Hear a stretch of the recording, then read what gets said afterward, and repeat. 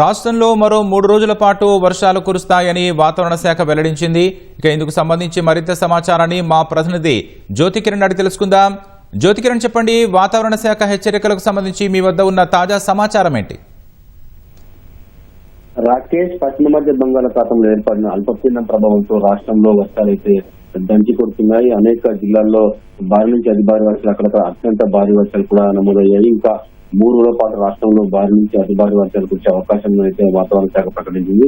ఈ రోజు కూడా 3 జిల్లాలకు ఎరుపు రంగు హెచ్చరికలు కూడా జారీ చేసింది. ఇవాళ మెదక్, సంగారెడ్డి, వికారాబాద్ జిల్లాల్లో అత్యంత భారీ వర్షం కురిసే అవకాశం తెలిపింది. ఈ జిల్లాలకు ఎరుపు రంగు హెచ్చరికలు అయితే జారీ చేసింది. నిర్మల్, నిజామాబాద్, కామారెడ్డి, జయశంకర్, భూపాలపల్లి, ములుగు, భద్రాద్రి కొత్తగూడెం, మహబూబాబాద్, సూర్యాపేట, మేడ్చల్, మల్కాజ్గిరి జిల్లాలో అతి భారీ వర్షం కురిసే అవకాశం కాబట్టి జిల్లాలకు ఆరెంజ్ హెచ్చరికలను కూడా జారీ చేసింది. మిగతా అన్ని జిల్లాలకు కూడా భారీ వర్షం కురిసే అవకాశం కాబట్టి జిల్లాలకు ఎల్లో హెచ్చరికలను జారీ చేసింది. ఈ రోజు రాత్రి నిన్నటి నుంచి ఈ రోజు ఉదయం 6 గంటల వరకు కురిసిన వర్షపాతం ఈ వివరాలు చూసుకున్నట్లయితే భద్రాద్రి కొత్తగూడెం జిల్లా మధుకూరులో 12.7 సెంటీమీటర్లు, మహబూబ్ నగర్ జిల్లా జడ్చర్లలో 12.6, వికారాబాద్ జిల్లా పరిగిలో 12.4, సూర్యాపేట జిల్లా మేళ్ల చెరువులో 12.1, నగర్ కర్నూలు జిల్లా వేల్చూరులో 11.8, వికారాబాద్ జిల్లా దోమలో 11.8, వనపర్తి జిల్లా గణపూర్లో 11.7 సెంటీమీటర్ల వర్షపాతం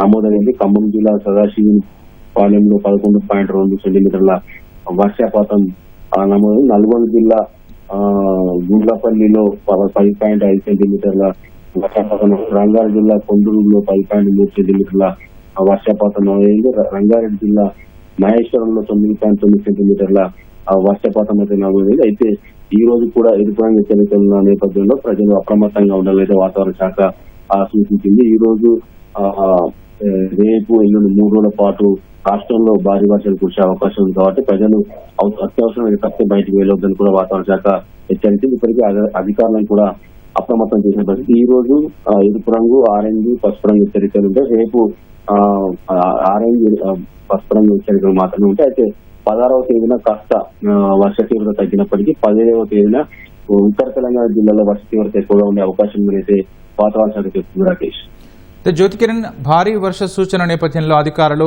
ఎలాంటి ముందస్తు చర్యలు చేపట్టారు? లోతట్టు ప్రాంత ప్రజలకు ఎలాంటి సూచనలు చేశారు?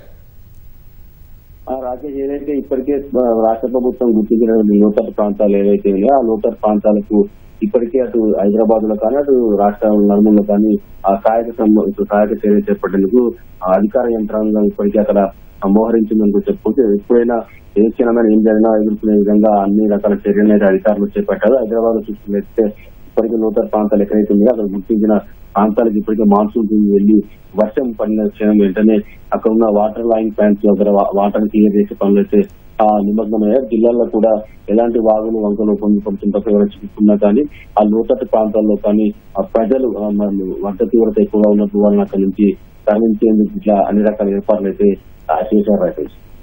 ధన్యవాదాలు జ్యోతికిరణ్.